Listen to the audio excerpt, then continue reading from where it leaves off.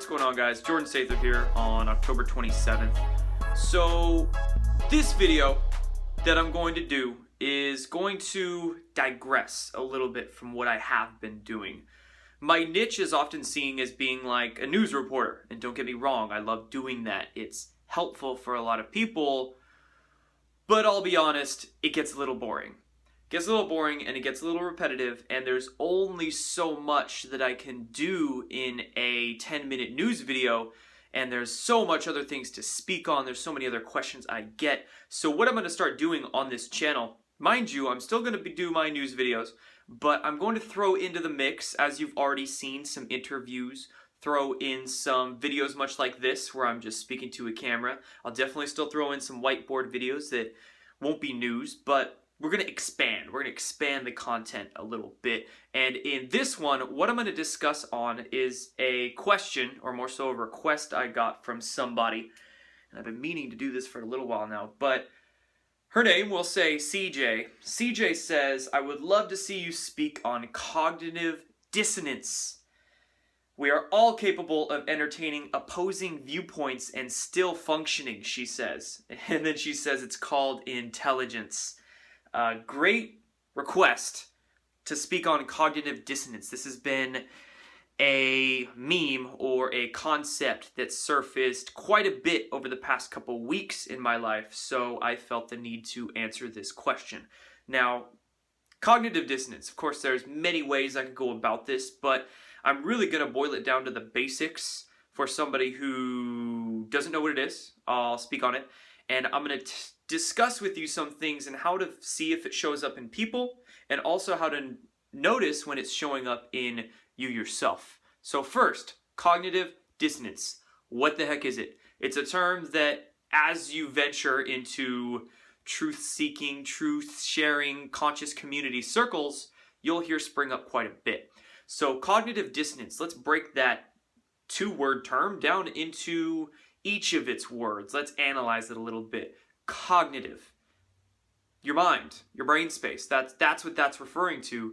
And then dissonance. Dissonance meaning disharmony or some kind of internal tension. So cognitive dissonance is the idea that you have a lot of disharmony or tension going on up in your brain space. What causes it? Well, what causes cognitive dissonance is when you have a specific belief system. Whether that belief system was given to you by the education system, by the media, by your family, or all the three, no matter how that belief system was ingrained into you, when you encounter information or a perspective or evidence contrary to that belief system that you're already ingrained into, that's what causes that disharmony up in your head, because you don't know which way to go. Your whole life, your being, essentially, is invested into this belief system that you thought was correct, right? So when you get this information that completely goes against that, goes against the grain of everything that you thought you knew, it causes some stuff to go on up here. And it's something that every single one of us we deal with, we've all dealt with it. And the easiest way to see if someone is dealing with it is emotion. If you're talking with somebody, and I could use almost any example here. I could say vaccines, chemtrails, secret space program, what the heck, but we'll use vaccines, for instance, because it's a very emotionally reactive topic, causes a lot of cognitive dissonance in people's heads. Say you're a nurse or a mom, and you're ingrained in the conventional way of thinking. You think vaccines are a miracle of modern medicine, and you need them to avoid all these diseases that want to kill you, right? You encounter a documentary or somebody that's passing you some information, and you get mad and you get upset, and you start attacking the messenger, you start attacking the person instead of even the information, the evidence that they brought you. That's usually how cognitive dissonance surfaces, and how you can notice if it's going on when you're trying to share your truths with somebody else. that cognitive dissonance will start surfacing, and they'll usually start attacking you. They'll start attacking the messenger instead of the message. And that is because their ego constructs are getting checked. You're checking their ego, and they don't like that. It gets very uncomfortable. But you gotta understand, it's a natural reaction. And even if they're coming at you because they're pissed off, because you're just trying to share the truth is what it is. You bend to its will or you live a lie. And a lot of people are living that lie, and they want to continue living it, which is why they get uncomfortable. They're going to be mad at you. And that's just a natural reaction. You gotta have a detachment. When it comes to truth sharing, and this is what I've learned in doing all these videos and talking to so many people, is that there's a detachment that has to take place. And that doesn't mean that you don't love the person or care for them. You're caring for yourself in doing so. Okay? It's kind of what you have to do until the person that you're sharing the truth with is ready for it. And I don't want to say the truth. Let's just say that perspective, the contrary perspective, okay? I don't want to say truth and lock yourself into a box as if you can't change your mind. But when you share your perspective with somebody and they get mad at you, you got to understand that everybody is on their own different path. And they're at different stages, different levels of each path. So there's some detachment that needs to be had, or at least understood, that might be necessary when sharing your truths. Okay, that's a huge tip I can leave you with here that I've learned.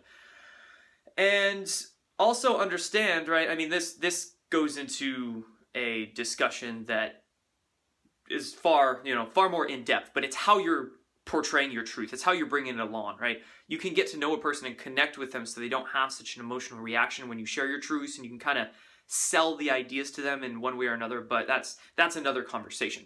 So we discussed cognitive dissonance. We discussed how it shows up in people and what you can kind of do to shield yourself from that, but also hold space for somebody that is getting emotionally reactive to it.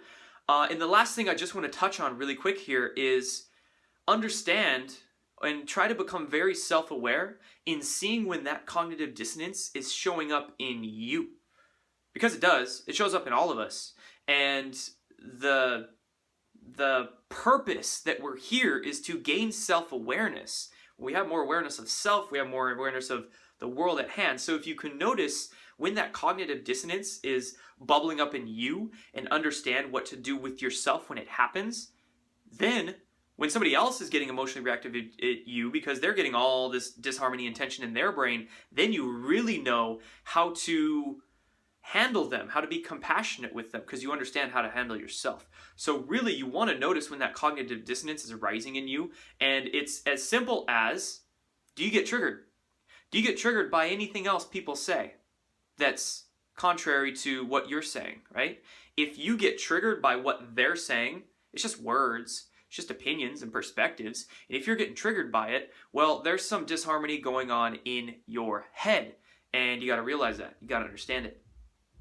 And what you can do is don't get emotionally reactive, but what you do is engage in a... I'm not sure if you hear those footsteps. We got some people with big feet here. What you can do is then engage. But you don't engage from a combative state. You engage in a state of, well, okay, just ask a question. Continue a dialogue.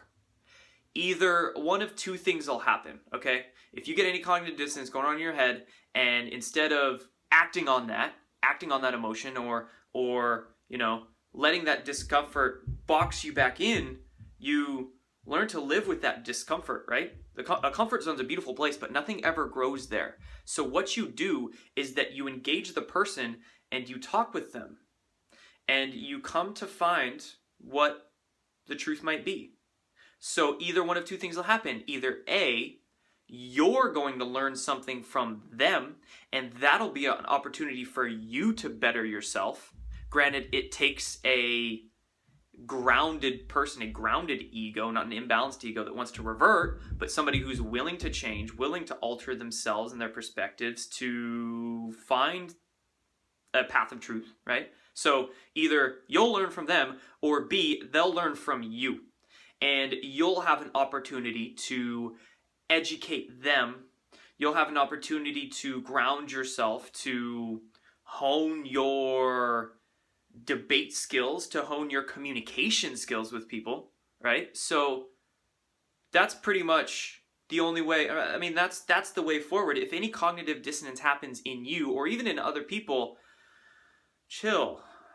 Take a deep breath, right? Notice your breathing. Get yourself grounded, because this is an opportunity to grow. Either you'll grow or they'll grow. If you go about it, I don't want to say logically, but if you go about it balanced, if you go about it grounded, if you don't go about it very disconnected. You see, I'll rant for the last couple minutes here, but it's almost as if the powers that be want that cognitive dissonance to happen because it creates such a disconnect in people that don't know how to handle their emotions and that are ungrounded. So they want that cognitive dissonance, so you truth sharer out there gets totally disconnected from everybody else who's getting all tense up in their heads, who's flirting with the truth, who wants to understand it, but they're so scared. You don't know how to communicate them because you haven't had the practice, because and they're all ridiculing you and you're getting scared, they're getting emotional. It's just a shit show, right? Hey, we're not gonna progress through these times and get the things exposed and disclosed and get the population mentally ready and accepting all of these deeper, darker, undisclosed, unspoken truths if we're all disconnected from each other, right?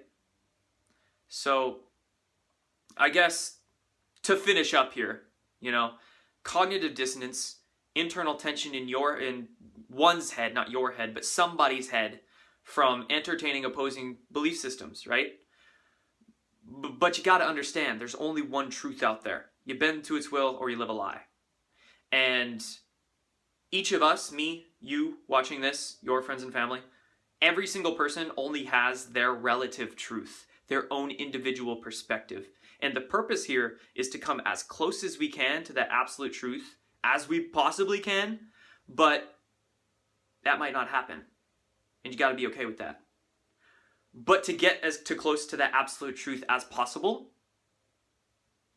get past your own cognitive dissonance, get really good at seeing where cognitive dissonance is surfacing in other people that you're sharing your truths with, and then hone your communication skills and be able to understand what's going on in the other person's head and best portray your truths in the most compassionate way that they're going to be able to accept.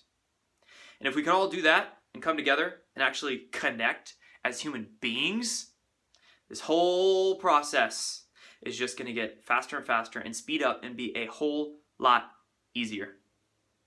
Done.